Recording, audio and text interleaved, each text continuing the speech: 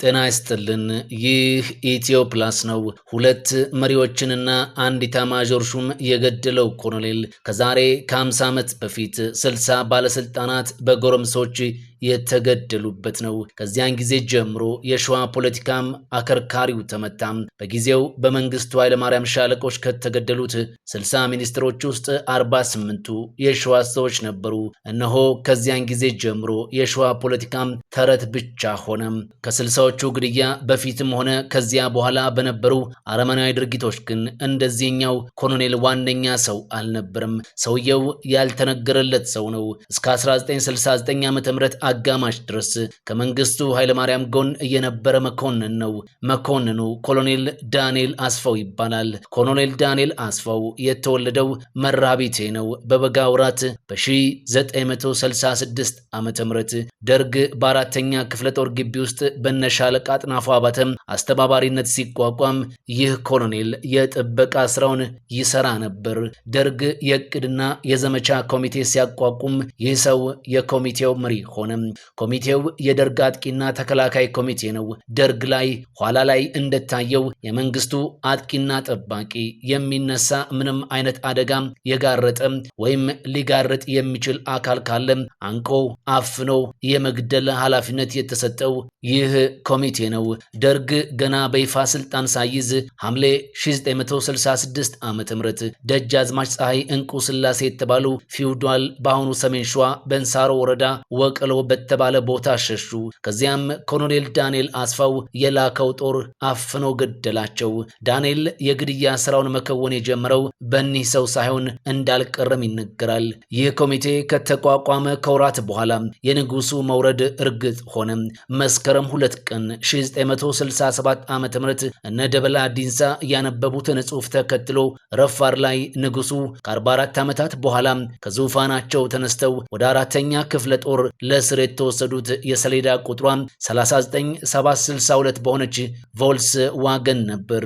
ይችን ቮልስ ዋገን ያሽከረክራት ይህ የደርግ ዘመቻ ክፍል ኃላፊ ኮሎኔል ዳንኤል አስፋው ነው። ከ2 ወር ከ12 ቀን በኋላ ደግሞ በኢትዮጵያ ታሪክ ጥቁር ጠባሳ የሆነው በተለምዶ የ60ዎቹ ግድያ ተብሎ የሚጠራው እልቂት ተካሄደ። በዚያን ዕለት የሀገሪቱ ፕሬዝዳንትና የደርጉ ሊቀመንበር የጦር ሜዳ ጀግናው ጀነራል አማን አምዶምም ተገድለዋል። ይህንን ግድያ የመራው በተለይ የጀነራሉ ግድያ ሲከናወን እርሱ በቦታው ነበር። ኮሎኔል ዳንኤል አስፋው ነበር። ደርግ ጃንሆይን በቮልስዋገን ወስዶ ለወራት ካቆየ በኋላ ከአራተኛ ክፍለ ጦር ወደ ምኒልክ ቤተመንግስት ወስዷቸዋል። በመጨረሻም ንጉሱ የተገደሉት በራሱ በኮሎኔል ዳንኤል አስፋው እንደሆነ ተጽፏል። በመርዝ ይሁን በትራስ አሁንም ድረስ ግን አልተጣራም። ከአማን አምዶም መገደል በኋላ ደርግ መጠነኛ ማሻሻያ አደረገም። ከማሻሻያዎቹ መካከል የኤርትራ አስተዳዳሪነትና የምድር ጦር አዛዥነት ይጠቀሳሉ። እነዚህን ኃላፊነቶች ለጀነራል ጌታቸው ናደው ተሰጡ። ሆኖም ከደርጉ አባል ሲሳይ ሀብቴ ጋር መንግስትን ለመገልበጥ እየዶለቱ ነው የተባሉት ጀነራሉ ጥርስ ውስጥ ገቡ። አዲስ አበባ ለረፍት በመጡበት ጊዜ ቦሌ በሚገኘው ቤታቸው ከደርግ ጽሕፈት ቤት ደብዳቤ ይዤ የመጣሁት ነኝ ያለ አንድ ሰው ጀነራሉን እንዲጠራለት ጥበቃውን ጠየቀው። የጀነራሉ ዘበኛም የታዘዘውን አደረገ። ጀነራል ጌታቸው ከቤታቸው ወጥተው የውጭውን በር ከፈት ሲያደርጉት የጥይት ዝናብ ተርከፈከፈባቸው። እናም ተገደሉ። ይህንን ያዘዘው ኮሎኔል ዳንኤል አስፋው ነበር።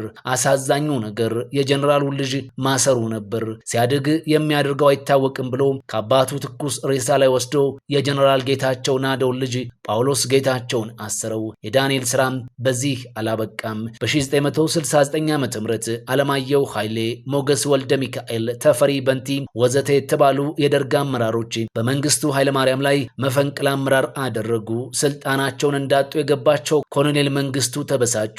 ዳንኤልንም አሉት እነዚህን ሰዎች አንድ ነገር አድርጋቸው።